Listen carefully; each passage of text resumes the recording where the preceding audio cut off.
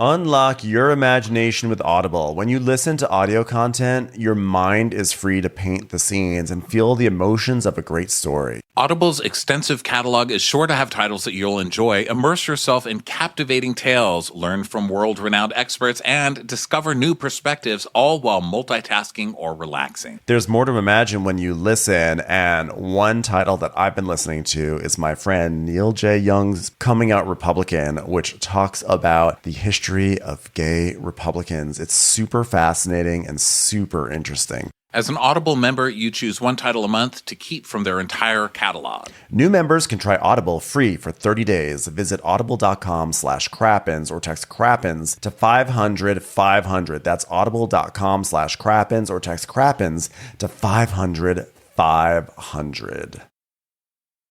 This time of year is busy. Family obligations, holiday parties, travel. Relaxation might fall to the bottom of your priority list. You guys, you need to take time to relax, and you need to be somewhere where there's soft white sand, healing crystal blue water, cloudless skies. We know where that place is. Aruba. Shake off any cold weather blues and enjoy the island's invigorating sunshine. Aruba has the most sunny days anywhere in the Caribbean. I promise you, this trip is going to be at least 10 times better than a trip to Aaron's Hampton's home on Real Housewives of New York, but that doesn't take much. I mean, it doesn't even compare. Aruba is gorgeous. Please always choose Aruba over Aaron's home. We know you can't stay on vacation forever, but a trip to Aruba, honestly, it just never ends because the happiness and relaxation you feel in your bones, it just stays with you. Book your trip today at aruba.com. Hi, listeners. This episode is brought to you in part by Echo.Kids. Echo.Kids is a cute smart speaker with Alexa made just for kids. Echo.Kids can help foster your children's independence by allowing them to learn and explore. Kids can express their unique personalities by customizing their device with fun greetings, jokes, and character-inspired songs. Plus, with features like math help and trivia quizzes, your kid will always be learning. You can have peace of mind knowing Echo.Kids automatically gives kid-friendly answers and filters out explicit music. Purchase of an Echo.Kids comes with 1 year of Amazon Kids Plus, a digital subscription designed for kids age 3 to 12 to learn, grow, and explore. Shop the device this holiday season at amazon.com/EchoKids.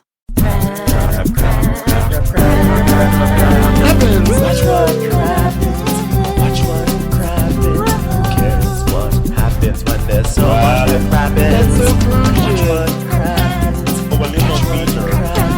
Who cares what happens when there's so much that happens? Well, hello, and welcome to Watch What Crappens, a podcast for all that crap we just love to talk about on Yield Brovs. I'm Ronnie. That's Ben. Hello, Ben. How are you? Hi, Ronnie. You're so chill today for our big Salt Lake City episode because this is a big one. You know me. Just chill Ronnie. That's what they call me, Ben. So everybody says, just chill Ronnie, just chilling, coasting along in life. Hi, everybody. Welcome to the show, Salt Lake City Day. If you want to watch us on video, we both look gorgeous today. That's at patreon.com/watchwhatcrappens. You don't want to pay? We don't care. Go over to YouTube. You get it for free a week later, though. Okay, so you're in a bit of a time warp over there, but still, we're not haters, so go get it for free. You do have to pay for bonuses though, but you know what? We have simplified our Patreon. It's very easy now. 1 monthly fee. It's great. Go over and check it out. Patreon.com/watchwhatcrappens. Videos, bonus episodes, very exciting times. We also have Crappy Hour coming up this week, or Monday, next week, I guess, the 18th, with a special guest who we will announce later this week. Let's just announce it now. Kempire from YouTube. Yay. So talented. We're so excited to meet him. We've never met. And so we're super excited for this little partnership. And so any questions you have for him, leave on comments of posts or whatever. We'll be reading them. Mondays, we always have a post like, what do you want to talk about tonight at Crappy Hour? Crappy Hour is at 5:30 Pacific time. That is the earliest time, 5:30. It's live on YouTube. It's also streamed on Instagram. You can find it easily for free on Patreon. Just go to Patreon. It's a free post for everybody. You don't even have to be a member. It's there. Okay. Everybody, welcome to the show. Ben, how are you feeling today? Jazzed. This episode of Salt Lake City was so good. So good. I watched it with my parents, which was fun. Because by the time it ended, and it was a supersized episode, so it was a lot for them to sit through. I got the customary, I don't know how you watch this shit. Basically, that's what I got from them. It was so good. And I have to say, I mean, Heather, I thought they were going to throw a bone to her. I thought, we got a scene with Mary with her kid. And I thought, okay, for sure, we're going to see a scene of Heather dropping by B11 Laser, working on her book, something to say like, hey, she's still on the show. Obviously, she's still on the show. But the fact that we saw nothing of Heather this entire episode, this is a supersized episode that people are already saying is like the best of the season so far. Cast trip. Man, I feel like something is being said to us right now.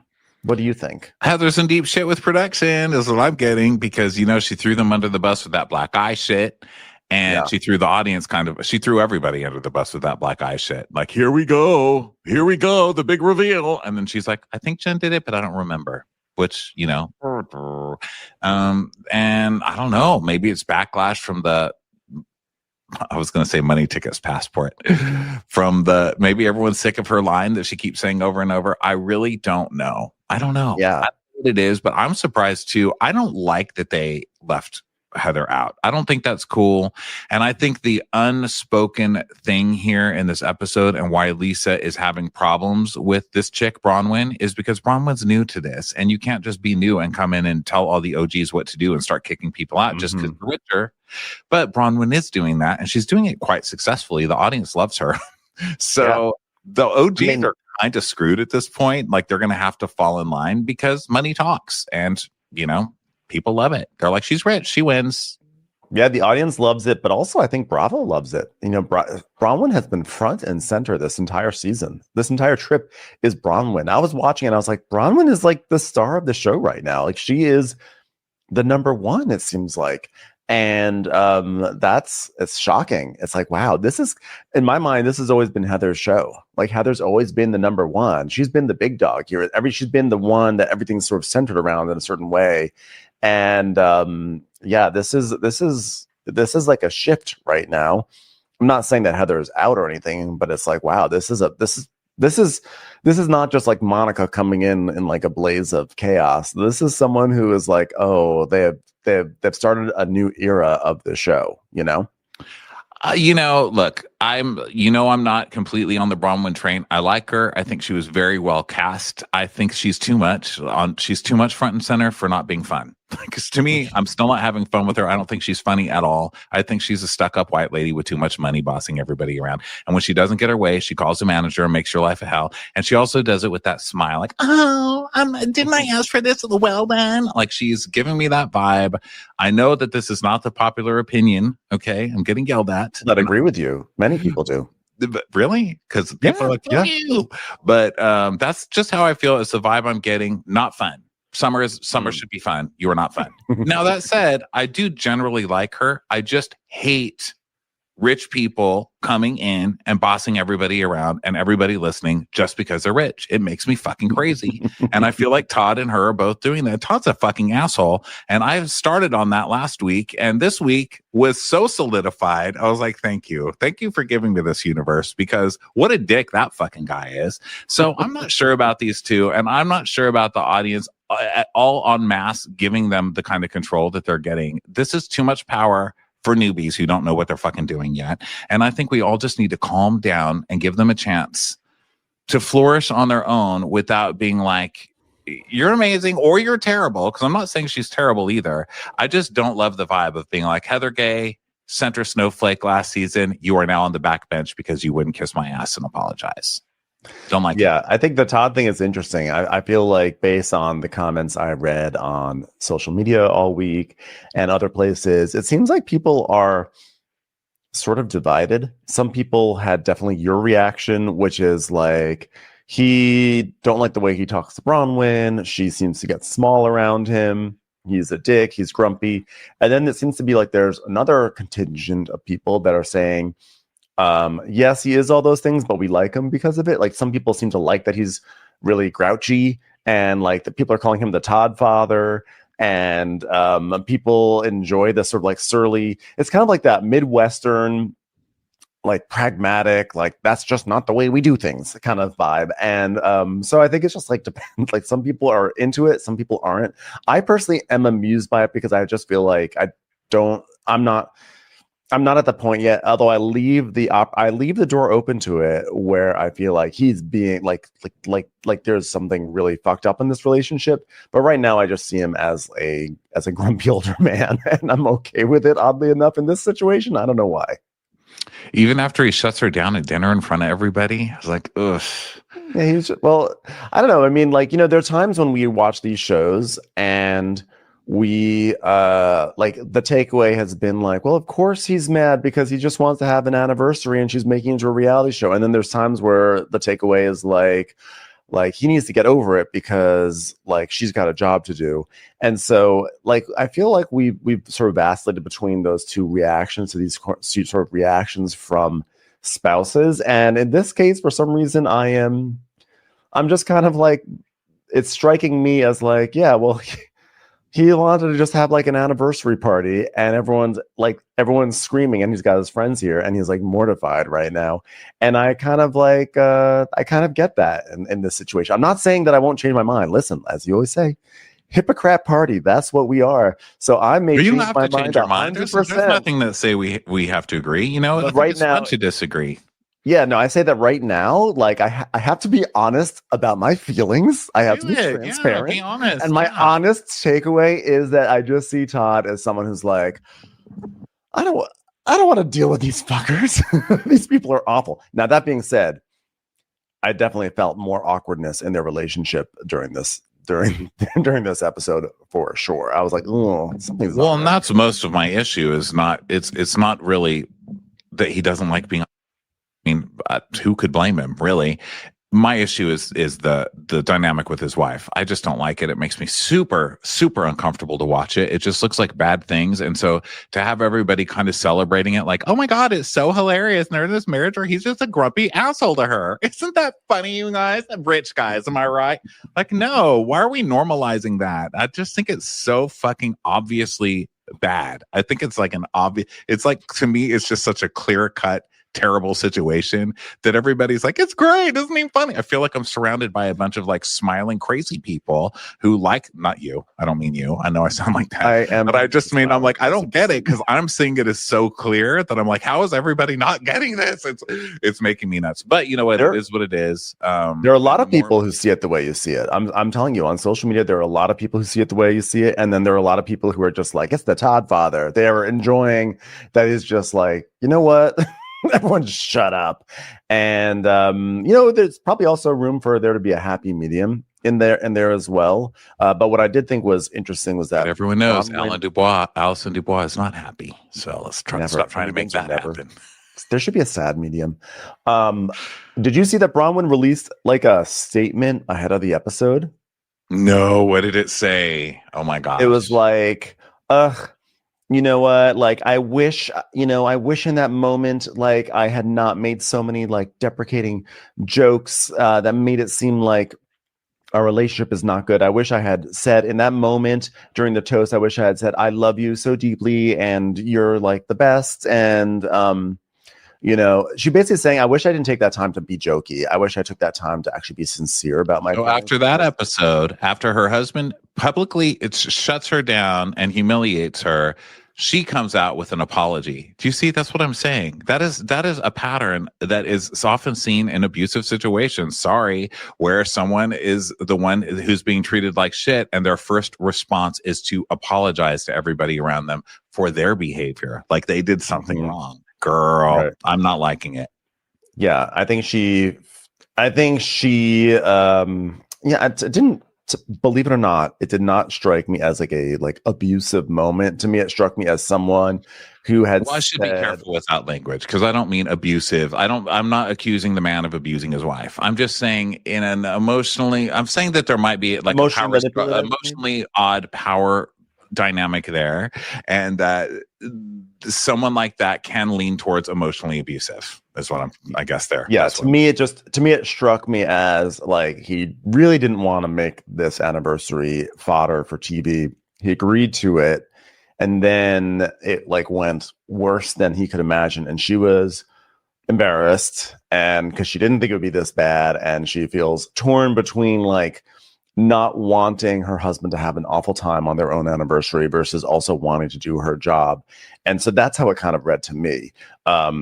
This is awkward. I've just looked up her statement. Happy meet-iversary, Todd. So this isn't your anniversary. This is the anniversary of when you met? No, it's the anniversary of when they first had meat together. They ordered some ground beef. You fucker. Happy hot dog anniversary, Todd.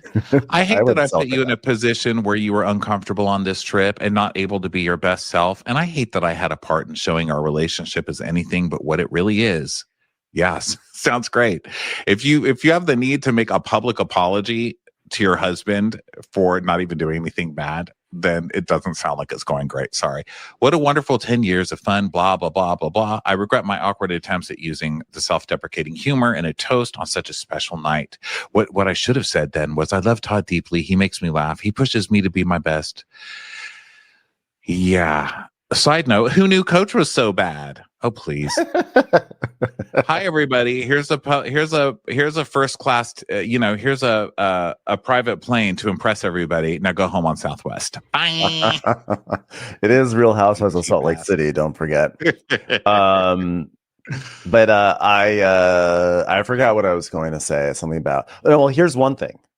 Let's also not forget that in the first episode of the season, or the second episode, Bronwin was with Todd in their house, and I forget what it was, but she was like, "Hey, do you have like a banana?" He was like, "Oh, you're gonna need some tape for that." She goes, "Yeah, it's upstairs," and he went all the way upstairs. Whatever it was, he got and came down. Oh no, she didn't even say it like that. She said, "You're really gonna make me go upstairs and get the tape?" And he's like, "Yeah," and he buzzed off to get the tape. Which to me, I'm like, the reason why I'm saying that is like, I think that they're maybe. That's a sign that there are different areas where they do power things to each other. Yes, that's true. That's a good point. Yeah, that was another point of seeing that. All right. Well, you know what? We're going to have hours. And by the way, let me just say, wasn't a great night for any of the men on this show, really. None of the husbands had the most stellar of episodes. Wow. And that's a great point. This was like a Jersey episode in a way, where the men were just so messy and gross. Like, wow. I was really surprised. And who knew the little muscular, most likely gay one had it in him? I mean, who saw that coming? Sean, you go, girl. Damn. I didn't like that. I didn't like it. The guys were a little unhinged. I mean, who would have thought Justin was the one who would have come off the best in the episode of all people? So why don't we dive into it? We are here, like looking more and more like Droopy Dog every day, isn't he? You know that cartoon character Droopy Dog? I love the elevator guy. Going up. Yeah, the elevator opens and he talks just like Dorinda. Going up. I better tell you, he's gonna go up. He's just not gonna be you, because this building's for me. It's like, whoa. You better go up. I'll tell you what, you're not going down. That's for damn sure. This is mine, bitch. This is mine. I feel like Dorinda would love Droopy Dog in her building. I feel like she would defend Droopy Dog to the death. She'd be like, you say hi to Droopy Dog. He works in the elevator. He brings you up and down every single day, and you can't say hi. What sort of person are you? You can't have some respect for Droopy Dog. You better get some fucking respect on you. All right, Palm Springs. Here we are. We pick up where the last episode left off. John had just told Lisa, if she doesn't chill, they'll have to leave, because Todd said so. So he's like, let's just walk out of here because the walls are kind of thin, honey. I don't want anyone to hear us. And she's like, this is so uncomfortable for me. This is so... Did any tears come out? I'm so uncomfortable. Yeah, you know what? The walls are kind of thin in this room. Let's go sit outside in a public space where our voices can carry it to the rest of the house instead. Yeah. Also, I know that this whole thing, I'm like, God, that's emotionally abusive. And I don't like how the men are behaving. This is sexist. So what I'm going to say is just going to win me a Hypocrite of the Year medal. And I'm willing to accept it because I can't not say it. Lisa Barlow's tatas. Wow. Who saw that coming? I've never seen those before. I was obsessed with her tatas this whole episode. I was like, those things are amazing. Where'd she get those? I'm assuming she got them somewhere. Where do I get them? My God, I want tatas. Yeah. Jack found like the best breasts, the Michelin-starred breasts in Cartagena. They're like amazing. Those are some A+ boobs. Good for you. Good for you. Good for you. So anyway, what a gorgeous lady. Wow. Okay. So, they go sit on the patio table And Lisa's like, what happened? This is so uncomfortable. This is so uncomfortable. This is like sitting in coach on a 1-hour flight to a different area. And John is like, well, it seemed like you guys were all getting along for a second in the hot tub. And then all of a sudden it went sideways. And it's just like weird for me to see you and Bronwin not get along. I love Bronwin. I love her so much. Sorry, I have to say that. Otherwise, I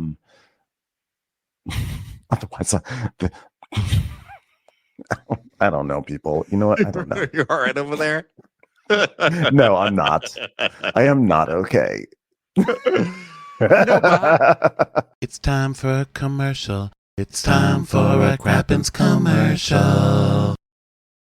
Oh man, the change over from summer to fall has been so lovely. I love fall clothes, and it's so nice getting an upgrade from my regular old dusty hoodie to something brand new and stylish from Quince. I know, this is like layering season, and I am ready for a beautiful, beautiful sweater. Quince offers affordable, high-quality essentials for any wardrobe. I just got the most adorable casual jacket, which I'm going to use more than anything else in my wardrobe from Quince. I mean, I look adorable in You look adorbs. I can't even oversell this. I look adorable in this thing. You do. And I honestly, like their fall sweaters, I'm loving the color palette they have for them. They're just like very subtle, like a lot of stones and beiges. It's really my vibe for fall 2024. Upgrade your wardrobe with pizzas made to last with Quince. Go to quince.com/crappens for free shipping on your order and 365-day returns. That's QUINCE.com/crappens to get free shipping and 365-day returns. Quince.com/crappens. Etsy knows these aren't the sounds of holiday gifting. Oh, or... okay. Thank you. Well, they're not the sounds you're hoping for. You want squeals of delight, like this.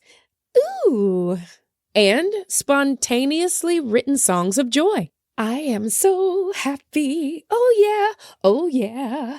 To get those, make everyone on your list feel heard with gifts like personalized jewelry, custom artwork, vintage pieces, and home decor. For original gifts that say, I get you, Etsy has it. Here's the problem. There's one common denominator between Bronwin and Anjay. Whitney! This is all Whitney's fault! That fucking little Whitney! And John's like, well, you should have a conversation with Bronwin, but with no one else. She goes, Okay, no one else will be around. I'll do it at dinner when everybody else is around. he's like, good idea. It's like, yeah, just want to reemphasize, do it alone. Just you two together at a very small table in a tiny room where there's no other people. Got it. That's exactly what I will do. You will see. So then, dinner with everybody. Okay, but just not in front of Todd because he's going to get really upset and kick us out. I can't wait to fight in front of Todd. Okay, lady, just you have it your way. No, sorry, I know that's not the fast food you like. She likes Wendy's. What's Wendy's slogan? I have a daughter. She's got red hair. Don't make fun of her. Stop making fun of my daughter. I think their slogan is baked potatoes. They're always out of that shit. Don't trust that. Never have baked potatoes. You know what else they don't have here in California? At least the Empire location, which is, of course, where I go, because that is where the Lowe's and the Target and the Marshalls. I mean, that's just like a cornucopia of amazing stores. The Nordstrom's rack. So that's the one I go to. But I go to the Wendy's and I just want to eat a bean burger. I've never had the vegetarian burger there. They've got a curry bean burger and they've also got some other kind of vegetarian, some kind of plant burger. They never have them. Why don't they have those? Come on, California. You are the hippiest, dippiest, tree hugging place on the planet. I want my bean burger. Get it to me. Yeah, that's a travesty that Wendy does not have those square bean burgers. Little ginger asshole. Yeah. Well, you can get a frosty at least. My daughter. I like that being the slogan of Wendy's. You leave my redheaded daughter alone. Oh, it sounds like Todd. It's like, all right, well, let's go have some lunch. I've got a call to make on my Palm Pilot. Well, we're going to see if it goes through. Todd, they don't have cellular data. The hell, they do have cellular data. What are you talking about? I invented this shit. I may as well be a chocolate cake because you're about to get a piece of me, you little kid. Todd, why are you climbing on that tree? Because it's a palm and I'm the pilot. Let's take off. Oh, gosh. Okay, so now lunch is being prepared outside by the staff. And Lisa's like, I really don't want to leave this trip early. I came here to celebrate Todd and Bronwin. That's what I want to do. I want to fix things with Bronwin and move forward. I don't want the rest of the trip to feel like this. Do you know why? It's uncomfortable. So they all sit down at this long table. And Bronwyn's like, I think there's like nothing else we can do next after a contentious morning other than sit down and break bread together. Bon appetit. I was like, well, you are failing your freshman season here because you mentioned the B word. Bread, which is a no-no on the Real Housewives. yeah, bread breaks bones, biatch. Break bread, Hey. break bones. Hey, Bronwyn, John said that we should talk together alone. So I'm going to do it right here at this table full of 10 people. Okay. Hey, I wanted to talk to you. Yeah. Cause we didn't get to finish our conversation. Yeah. Cause you stormed out and cursed me out, which was really not nice. Anyway, I think with Heather, I don't think there was anything to defend. I feel like she was just expressing her feelings. It's just like, it's hard to have a conversation with you about that because these are her feelings on a situation that you have with her. Okay. Do you understand what I'm saying here? Also, Wendy's has bean burgers now in the shape of squares. Isn't that cool? You know what? And like, it's different because we're talking about like Heather is expressing her feelings, but Whitney's outright lying about me. And when it's like, I am not lying about you, Lisa. You did, you lied. I am not lying about you. I'm telling you the information I was. What? What? You were what? it's told, honey. Told. Is that right? When Lisa pivoted out of nowhere from this, like, hey, I just want to make things good with you, Bronwyn, and then was like, you know, when people lie, like Whitney, and Whitney's at the end of the table, like, huh? What? I didn't know I was supposed to be arguing in this scene. Wait, I'm not supposed to argue for 4 more lines. I didn't hear my qui. Cue, honey. My cue. What does that mean? The line before You. your line. Oh, You. well, LGBT. Listen, You. Don't if Q's we're have gonna to go put- with you. But I got what Lisa was saying because Bronwyn's argument is, and listen, I know it's going to sound like I'm a Lisa apologist, but I kind of am in this because I'm like, why are you all going for Lisa this hard? I don't get it because I got what she was saying. Bronwyn is saying it's not fair because I always stand up for you. Like I have to ride your dick like it's my job. And you don't stand up for me. And she's like, well, I'm not standing up for you against her feelings because she's just saying how she felt. Whereas you're not standing up against me when Brittany's blatantly lying against me, I guess. I think that like Bronwyn's point is like when Heather is saying that I'm really two-faced since you've known me for like 10 years or whatever it is, and I'm also richer than you, by the way. I took you on a private plane and I'll put you on coach going back. Like when she says that, why don't you say, I know you have this view of her, Heather, but actually get to know her. I think you're going to really enjoy her. You guys got off on the wrong foot. And she's not doing that. And part of the reason why she's not doing that is because Lisa has a bone to pick with Bronwyn, because Lisa does not like that Bronwyn invited Whitney and Justin onto this trip. And Lisa feels like she was not considered, although when we saw the flashback, we felt like Bronwyn did kind of consider Lisa. It was like, hey, just want to make sure that's okay.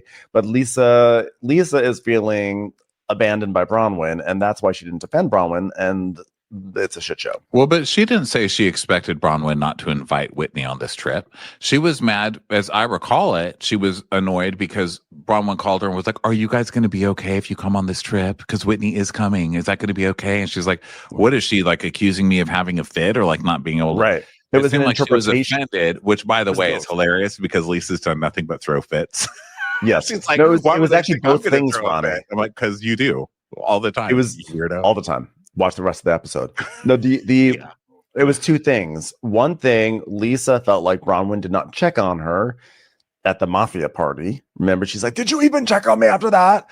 And then we saw that Bronwyn had like sat down like, are you okay? But then she also felt like when Bronwyn called, Bronwyn was accusing Lisa of being like you guys aren't going to be like wild animals, right? Like you were at the party. Right. But then But like my interpretation, and I think this was your interpretation too, but it's okay if it wasn't, was that Bronwin was saying, hey, that's cool. Everything's cool with you guys now. Things have simmered down. But Lisa took it as like, you're not going to act like a monster, are you? Like, because you're a wild, out of control woman and husband.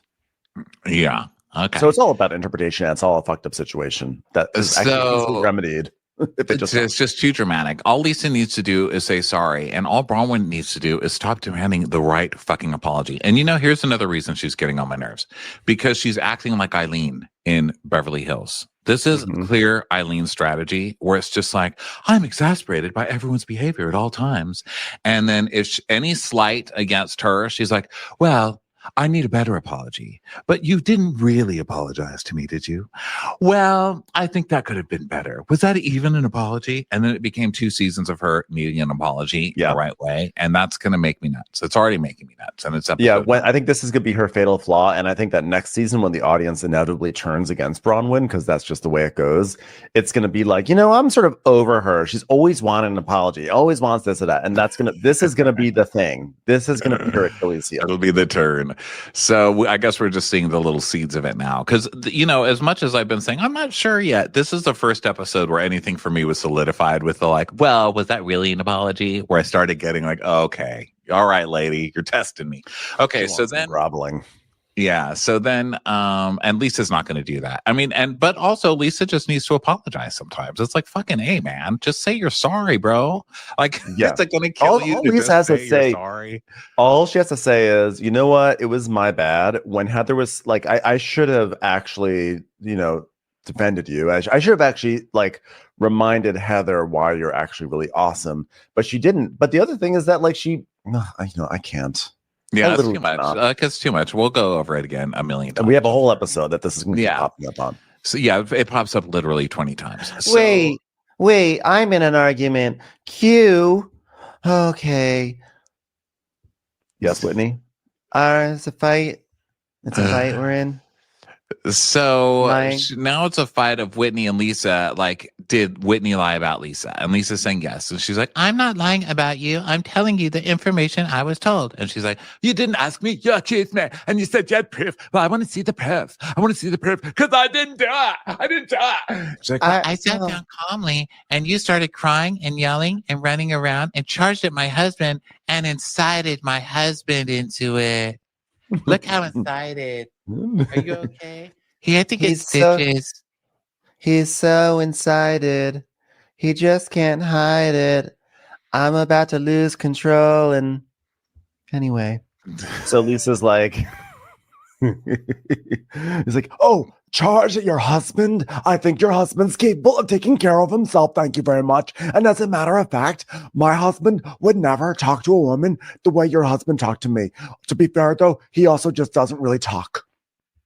And Bronwyn's like, well, I could have sworn I was about to get an apology from Lisa, and I still want that apology, but it just takes Lisa so long to get an apology that by the time we almost get there, someone else is mad at her about something totally different. I may never get this apology. And she's smiling, but she laughs. It's like the mixture of her face tensing so much and her neck tensing so much, and then the way she's doing her eyeliner with just like one streak of eyeshadow in the center of her eye. She looks insane, and she's that big muppety, like frilly orange tripe outfit.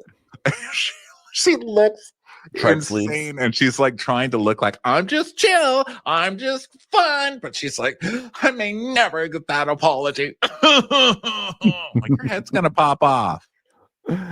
So Whitney's like, I felt very, very uneasy. Oh yeah, I'm sure you felt so uneasy, like I felt when your husband's like, fuck to me. He's like, I did not say fuck to you. Yeah, you were like, fuck, get your fucking hands off to me, to John. Yeah, you did that. Remember when he flopped into you and you were like, fuck, and he was like, flop. It was awful. And Todd's like, I'm gonna go sit in the other room because guess who's not fighting there? Nobody. I watched the whole thing. I saw it on TV. What? We haven't aired yet. Oh, listen, I watched the whole thing. How do you deal? how'd you deal with a liar? That's what I said. And Justin's like, you're so crazy. No, you're crazy. Whitney, where's the fucking proof? Who's going to bring it? Are one of these horses going to come running in with the proof? Because, you know, horses have hoofs and hoofs are like proof. Because like, isn't that funny? They both have the same letters almost, but they sound totally different. Burn. It was so funny because then they cut to the horses just grazing. It's like, are you going to get those horses to bring proof? She's like, there's more proof in my tequila than what comes out of you. This is unbelievable. This is unbelievable. I really wish I'd come up with the tequila thing before the horse thing. That was a better one. Just spitballing here. So John's like, Well, it just feels like nonstop. Lisa breathes, she did something wrong. Lisa sneezes, she did something wrong. What's next? Whose turn is it to yell at Lisa? I can't get this gosh darn radio with visuals on it to turn on. Lisa!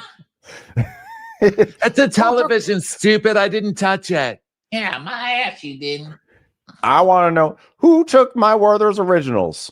So Lisa, it was you? Yeah, actually it was me. So John's like, okay, everyone rewind, be kind. Ask Lisa, did she do it? Just ask the question. Ask it. Okay, with a question mark at the end, Whitney, because I know you need all the guidance. Did she do it with a question mark? Well, okay. No. There. It's done. Yeah, the answer is no. and John's like, the end. And Bronwin's like, oh, who knew we needed just John Barlow to tell us that's the end and it would be all up to us to just bow down, you know? All we need is a man to come over and solve our silly little women's problem. Isn't your husband the one like, damn these screaming women, I'm going inside? You're not Yes, really true. the soapbox stander, ma'am. So she goes, yeah, all we needed was a man to come in and solve our silly women's problems. The end. Hey, And you then- better shut up with your women's problems out there. I can't even watch this murder she wrote. This idiot can't figure anything out. How does it take you an hour to find out that your neighbor wasn't guilty after all? Goddamn moron. Whatever happened to Leslie Nielsen anyway? And then I just love that the episode just ends. They start rolling the credits. So like the end, and it just starts the credits. But then it comes back. And John's like, Whitney, did you lie? Did you lie about anything to Lisa? Never. I never lied about you. I may have said mean things I felt at the time, but I never, ever lied about you. Which is hilarious because Whitney literally lies about everybody every season.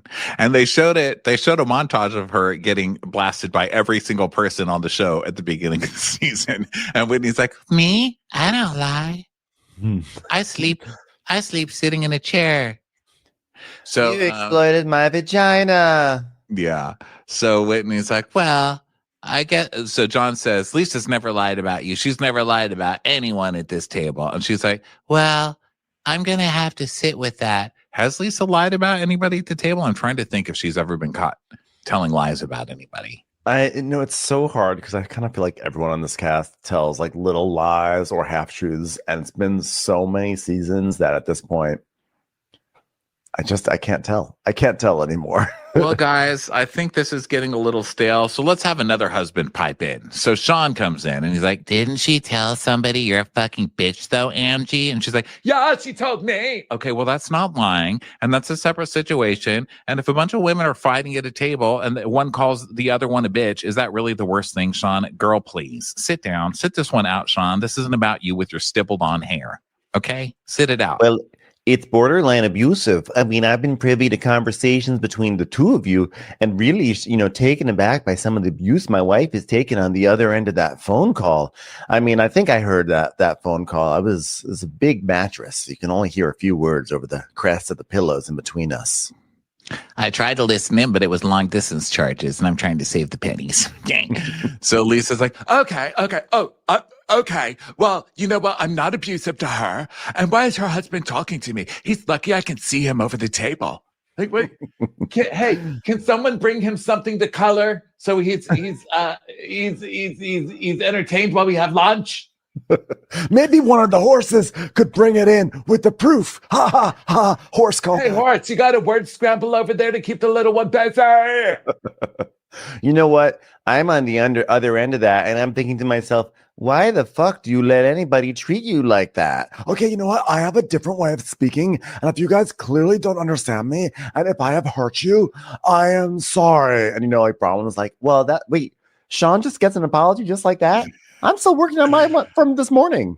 But it was also the worst apology you can give, right? If I've ever done anything, I'm sorry. Like the blanket. I'm sorry that you're all wusses. Okay. And so everybody just pauses. And Seth's like, well, two really important questions. One, I've always wanted. Oh, no, Seth. He's like, two really important questions. One I've always wanted to know is just me. How many people eat asparagus, smell it in their urine, and then jerk off thinking about Whitney's knockers? Everyone's like, me. And Meredith's like, everybody feels that way. Okay, the next thing is, who's up for some beach volleyball? And they're like, yeah, beach volleyball. So now we go over to Mary's house in Salt Lake City. And so Mary goes into Robert Jr.'s room where he's in bed with his quote unquote wife, Lex. And Mary's like, so what's going on? When was the last time you picked up? And the camera's just showing all like the, shit all around the room. And he's like, probably like an hour ago. She's like, her eyes were flaring like, oh God, it's so messy in here. This is really gross. This scene is really upsetting. I'm surprised they put this on camera. It's weird. And I know it's a reality show and all that. You want to show everybody's life, but I don't know, it's weird. Like the kid's clearly just shit-faced, right? Him and the girlfriend are really high on something. And downers, whatever it is, like a lot of downers, either benzos, whatever. Who needs to specify it? It's downers. It's bad. I don't know why it's on TV, except to show that Mary's just like completely at her wit's end, but she's also blaming herself. And it's kind of the typical, I don't mean that in a mean way, like, it's not typical. I just mean anybody who's been through addiction or addiction with a family member knows this song and dance, which is like the whole blaming yourself. And maybe, there is some enabling stuff, who knows? There's usually an enabler in there, but ultimately, yeah, this kid's going to need to be dealt with. Yeah, I thought it was good it was on TV. I thought it was good, and not in an exploitive way. I think it was good to see a little bit more in Mary's life. Mary's been sort of like a cartoon character. She's just this person who says crazy things and just like has incredibly rude moments and then incredibly hilarious moments. And it was good to see like a little bit more into like her vulnerability. I know that you don't like that word necessarily, but like that from your time the on word, Bachelor. I just don't like the lifestyle. Okay. Oh, yeah, from Bachelor. Well, that's a little bit different because that's vulnerable. It's spelled a little different. Yeah, but I thought it was actually moving seeing Mary saying that she feels like she's losing her son to something. And she just feels like she can save him if she could just get to him. I'm sure there are probably a lot of parents who have actually that have been through that or going through that. And I thought it was a sad scene, but I thought it was good to see a little bit more of what Mary struggles with. And she's basically just like, are you going to do anything? Are you going to get out of bed? Are you going to do it? He's like, and then the girlfriend's just completely out of it. They're eating in the bed. The girlfriend's giving her looks like, why are you even talking to us? And then Mary's like, well, I just want something for you. I just don't want to see you waste your life and become nothing and let this take over you or whatever she's saying to him. And the girlfriend reaches for something. I don't know if it's to hide it or if it's a vape, if she's going to like start vaping, but she reaches for some blue thing on the bed. And then he reaches out and covers her hand, like keep it down, And I was like, what are they doing? What the fuck is going on? Like I kept rewinding it to see if I could figure out what that little blue contraption was, but I couldn't see. I'm assuming it was a vape, but I don't know. Either way, Mary's trying to, she's like, she says, like, I feel like I'm talking to two little babies and you're like not prepared for the world that's out there. And I want you ready, Robert. I don't care about you, Lex, but I want you ready, Robert. And I want you ready for that. And like, I don't think you are. And he isn't. I mean, It's sad. And I think we see in the preview for the mid-season preview that they're going to have an emotional moment coming up. Commercials. Here comes one right now. Raise your hand if you want your nails to look perfect all the time. Me too. I'm Sarah Gibson Tuttle from Olive & June, and this is exactly why we created the Mani system. We wanted to make it possible for everyone everywhere to give themselves a beautiful manicure at home. With our tools and our long-lasting polish, each manicure with our Mani system comes out to just $2. That's right, $2. No more $30, $40, $50 manis that you get at a salon and they take hours. Now you can paint your nails on your time and love them more than ever. And by the way, when people ask, who did your nails? Where did you get them done? You're going to proudly say, I did them myself. Get 20% off your first Mani system with code FRESHMANI20 at oliveandjune.com/freshmani20. That's code FRESHMANI20 for 20% off at oliveandjune.com/freshmani20. Did you know that parents rank financial literacy as the #1 most difficult life skill to teach? Meet Greenlight, the debit card and money app for families. With Greenlight, you can send money to kids instantly, set up chores, automate allowance, and keep an eye on your kids' spending with real-time notifications. Kids learn to earn, save, and spend wisely, and parents can rest easy knowing their kids are learning about money with guardrails in place. Sign up for Greenlight today at greenlight.com/Wondery. That's greenlight.com/Wondery. We then go back to Palm Springs, where Bravo presents Salt Lake City Top Wives in a Top Gun logo. So they play this like royalty free, like Highway to the Danger Zone kind of music while everyone is doing a Top Gun style volleyball game. Yeah. So then after volleyball, Bronwin's like, well, I would go to the opening of a can of tuna fish if I was invited because I love a party. So we're going to have a party for me and Todd's anniversary. With tuna fish. It's actually just going to be a very tuna fish focused party. I hope everyone's down for it. So John's like, well, I guess we're not getting kicked out of the house then. And she's like, no, I feel much better with Bronwin.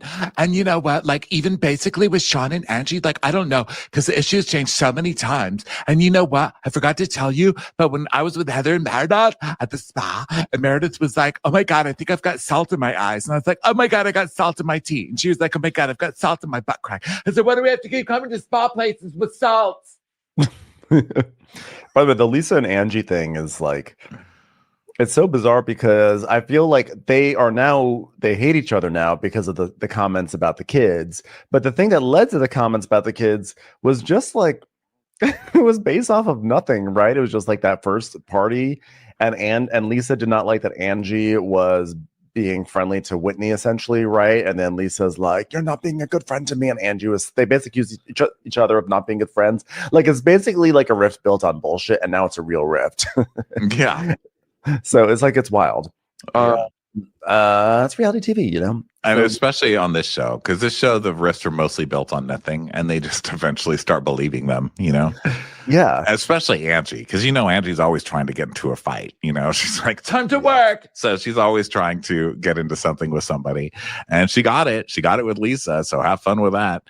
Yeah. So basically everybody's just, she's telling John that Meredith was saying that her feelings were still hurt about Sean because he'd never apologized for saying that she used her son to get sympathy in the war against his gayness, against Sean's gayness, which I think she kind of did do, but well, she at least used it in the fact that she was like, well, I have a gay son. Why would I do this to a gay?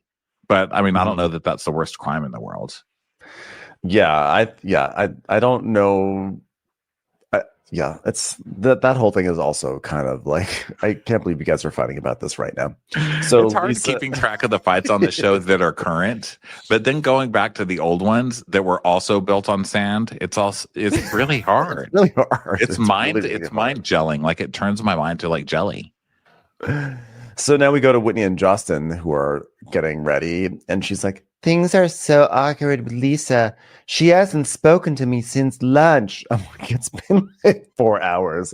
Normally people are like, I haven't gotten a phone call in 3 weeks. She's like, It's been 90 minutes and she hasn't talked to me. It's so awkward. But also, she was just out there having fun with you and laughing with you. Why are you such a weirdo? And Justin's like, well, is there any hope there? Because, vitamins and jewelry. Yeah, exactly. Buy it now. Just read my hat. Where to buy them. Yeah, right? Well, I believe my source fully. Really? Your source that says you're full of shit and a total liar and making everything up? Well, that's interesting. Yeah. And she's like, I believe him. How do I move forward and trust Lisa? Because that's the problem. Because she's never going to admit it. And I don't know how to trust her. But I just felt like I have to see how it goes. Because, do I trust her? But, what if I'm nice to her, but then I don't trust her? But then would I trust her, but I'm not nice to her? How do I mix it? Justin's just falling asleep. Justin? I know. Please stop talking. Please. Whitney having an existential crisis is just hilarious. I don't know if I have 2 fucks left to give. Okay, well, don't overheat over there.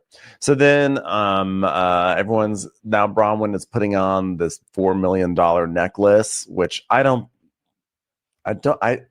do not believe that they actually bought that. I feel like it's just a rental. They cannot have bought it. I know that Bronwin buys her own shit, but not a $4 million net. You cannot tell me that Todd was down with a $4 million necklace. And then now everyone shows up to this dinner party. There's a mariachi band playing and everything. And everyone's like, wow, this is a very cute dinner party. Where's the mariachi band? But I don't see a bathtub. Oh, but that's fine. And then some other friends of Bronwin and Todd are there, and is this where Todd makes a comment about the tequila where he's it's those year, he's like, Those people own a tequila company, a mediocre one. Those tequila shit. Even the worm doesn't want to get drunk on that. Last time I saw a bottle of Vita, the worm was trying to crawl out of the top. So we meet all these people. There's Todd's lawyer, and then we do a flashback of Lisa on the phone with all of her lawyers and everything. And everyone's sort of getting into they all get getting settled in. And Whitney's like, "Hey, do you see what Seth is wearing to dinner tonight? It's a Meredith Marks hat." And we see that Seth is wearing a baseball cap that says Brooks Marks. But as someone who is hawking Prism jewelry wherever you can, I don't think that Whitney's one to talk. No kidding. At least theirs isn't an MLM, you fucking weirdo. So Bronwyn's like, well, I know that Lisa's eyes are drawn to my necklace, but I wish they would be drawn to an apology because it would be really nice. We've already catered this dinner, but if I had a waiter here, I would say, can I order an apology from Lisa Barlow? It probably still would never come. It probably still wouldn't. So, Bronwyn and Todd address everyone, and she's like, guys, we are so excited you guys are here. Should we sit? Should we have dinner? Should maybe one of you apologize to me? I don't know, just thinking out loud. So many options of where this night could go, right? So there's big letters that say RTBAN, and Whitney's like, yeah, we should ban retweets because they're unfair. I don't know what to do with retweets. I mean, am I okay with them? Am I not okay with them? I'm not sure if I have 2 fucks left to give. I was like, wow, you're really having a lot of existential crises tonight, Whitney. It doesn't mean retweet. What are you, a bird?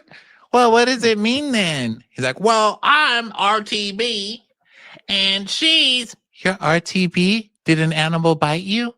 Did you get a shot? You could die from that. Not rabies! RTB, you goddamn idiot! I love Star Wars. Not R2D2. RTD. RTB. RT. I don't even know my letters anymore. So what does that mean? Robert Todd something? And then she's like, and Whitney's like, and then Bronwyn Newport. He's like, ding, ding, ding, winner, winner, chicken dinner, goddamn moron.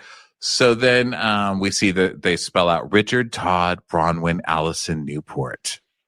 But you guys need some work on your slogans. Let's just say that. No one's gonna hashtag that shit. You know what I mean? Work on it. Is his name Richard Todd? Is his last name Todd? Are we just calling him by his last name all this time? We're like, hey, what's up, Todd? That's really his last name? Is it like Ken Todd? I'm so confused. So anyway, people sit down at the table and everything, and Angie's like, Todd's got another 10 years out of you with that thing. Ha ha ha. Nice necklace. I'm Greek. And she's like, Brittany's not wrong. I'm willing to do almost anything to stay with Todd. And they're like, ha ha ha ha ha. And Angie's like, well, she says something like, well, it's not, I mean, I didn't. She said, I'm not really willing. No, she says, I'm actually not really willing to do anything. It's not like I offered him like a lifetime subscription to the BJ Club. And Angie's like, yeah, but you're going to kind of have to give him a lifetime of BJs for that. And she's like, well, lucky for me, Todd travels a lot. So. Heck, one BJ goes a long way. Isn't that right? Lisa Barlow, you slut. Let's fight. So then Bronwin's like, everyone's having their food and everything, and it's like cold. It's really cold out. So they're all getting cold. And Bronwin's like, yeah, I know. It is cold. It's like miserable, but it's beautiful. Kind of like, an analogy for Todd and I's marriage. It's miserable, but beautiful. But at least I get a nice necklace out of it. It's not a pearl necklace, though, if you know what I'm saying. No, but I adore Todd. I don't want to bore everyone with all the reasons because I don't really have any reasons. Am I doing a stand-up routine right now? I can't tell. Todd sucks. Am I right, everyone? Awkward. And she's like, well, I could tell you all the things I love about Todd because there's only two. So I'm just kidding. There's too many things. And he lifts up the black card. She goes, if he's going to show his black card again, and he does, so this is their thing, where he's like, here's why she loves me, a black card. And she's like, well, there's just, if you don't take out your black, he took out his black card. Dude, that's what. And Meredith is like, look, I don't know much about Bronwin or Todd, really, but I do know that there's something there. There's a mild tension there. I say mild tension, but I don't even know if that's the right word. It's tension that's never had a bath. It's tension in a shower-only room, if that makes any sense. I'm not really sure how to put my finger on it, so I'm just going to shake my head for a minute. It's the sort of tension you feel when you watch someone trying to pull up Google Maps on an old Palm Pilot that actually has been dead for about 7 years. Just awkward. It says we're in Las Cruces. Todd, please put the Palm Pilot away. How did you even find a charger for that? Todd, you're just holding a brochure from the airport now. I know. Palm Pilots they fold. So Bronwin's like, no, we have a ton of fun together, everyone. He has made me a better person and everything is so wonderful. And I feel that way about so many of you as I'm getting to know you. And as I've known you for a long time. And I think we have good days. We have bad days. We have days when you just have to tell your husband over and over again, the Palm Pilot's dead, give up the dream. And he says no. And then you're saying, yes, but that plug you're trying to plug into, you're plugging it into a cactus. That's not the Palm Pilot. And he says, well, if it's a cactus, then how come there's dresses on it? And I say, it's not dresses, those are needles, and that's why you're bleeding. I just have days like that all the time. This was so awkward with Bronwin, just like, well, just like every marriage is, it's mostly miserable, but sometimes okay. And, we have good times, we have bad times, then we have bad times and bad times, and, some good times when Todd's out of town. So that's fun. Right, Todd? But, we make it through, and hopefully when we're dead, we'll say, well, it was worth the diamond necklace. Am I right, Todd? And he's like, fair enough. He's like got his arms folded. He's all, his arms. Yeah, he has resting, some people have resting bitch face. He has resting arms folded face. Oh, right. My arms are folded and I'm actually quite happy right now because my arms are folded. It's the most comfortable position I could be in right now. I look very surly, but this is my love language. So, it's awkward and he's grumpy. And I guess that's why she felt the need to write a apology, which we just read. So then everybody's cheersing. And then Angie brings out a prop and they're like, oh, God. And she's like, I have a prop. It's a Greek prop. It's a Greek board. It's where you write things on it. So she passes around some whiteboards with some, olives stapled to them. These whiteboards are made of phyllo dough. So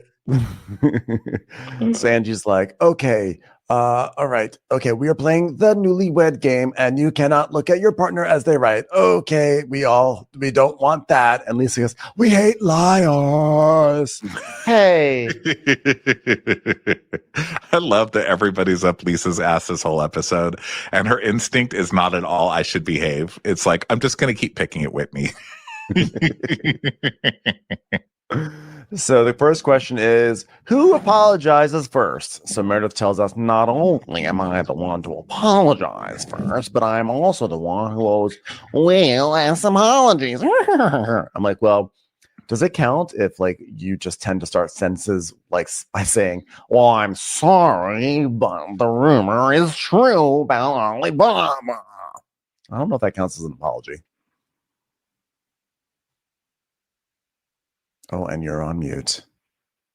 Ronnie's on mute. Sorry, I was pulling down my jacket because my muffin top was hanging out, which shouldn't bother me, but I'm sitting on like a leather back and it was making my back really hot. This is going to be a bitch chair in the summer. I'm going to tell you that, everybody. All right. We're going to have to fix that by the summer. Anyway, so everybody answers the question and then we get to Sean and Angie, and Angie's like, Greeks don't apologize. Everybody knows that. She has like a lot of hot takes about Greeks in this game. She's like, Greeks don't apologize. Greeks invented dry erase boards. Everyone knows that. I'm trying to think if Greek people apologize. Do they? I mean, I don't know. I'm not Greek. I'm Lebanese, but our food is very similar. So, Lebanese people apologize. I know that. Let's find out who has a grudge against Michael Dukakis and see if he ever apologized to them. So then Bronwin's what's the next question? John, everyone agreed except Meredith and Seth, who both said themselves. And so Bronwin's like, well, I guess the Marks are on their way to divorce. So the next question, what's your husband's favorite sexual position? In front of the TV. Todd's arms crossed, sitting in a chair. I put my nuts in my arms and then I cross them. I call it the Werther's original. So Lisa's like, well, I don't know if this is some kind of segue into like an after dinner party, but John and I are not interested. We're like monogamous.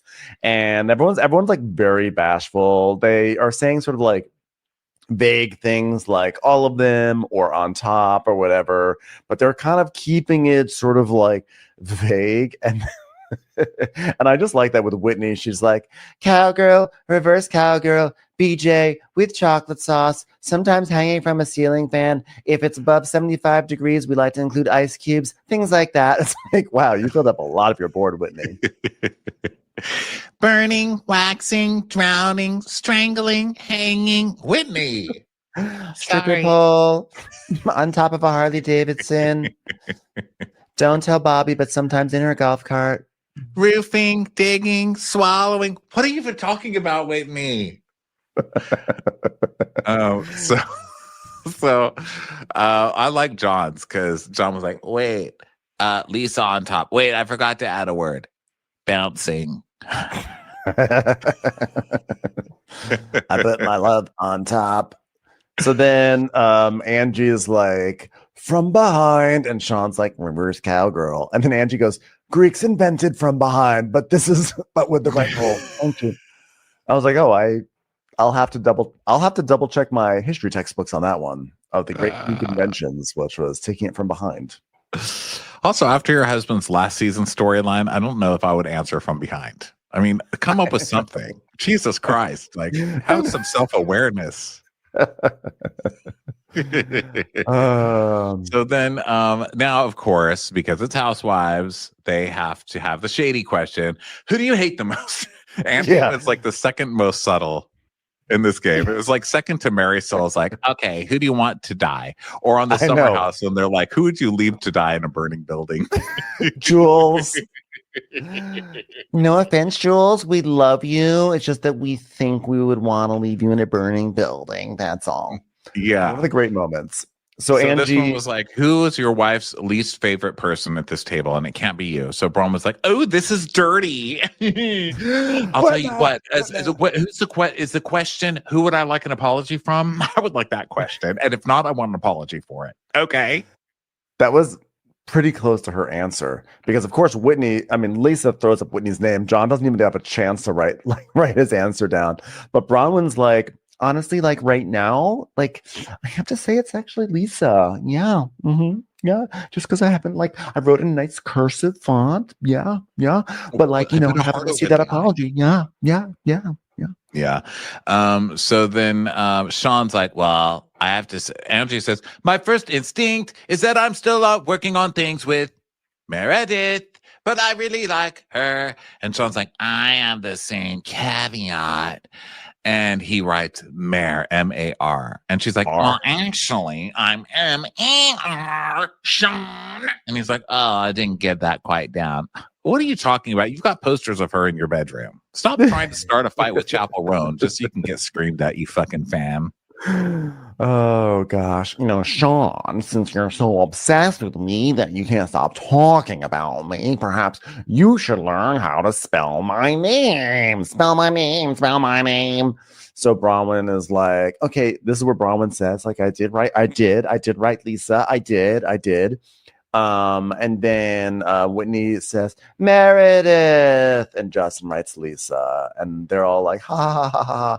No more games. Lisa, do you feel like Justin owes you an apology? And she's like, well, I didn't feel like I was aggressive towards him. I feel like I was frustrated because what you were saying was a lie back there. Oh, God, Whitney, why are you starting? Whitney is just like so performative. She's so community theater. Like, it doesn't matter how many years she does this. It's like, oh my God, everyone, that was such a fun game. So, do you feel like Justin owes you an apology still? Do you feel it? Do you feel that still? It's like, oh my God, Whitney, Jesus. and basically Justin is like, I know that my wife is not a liar.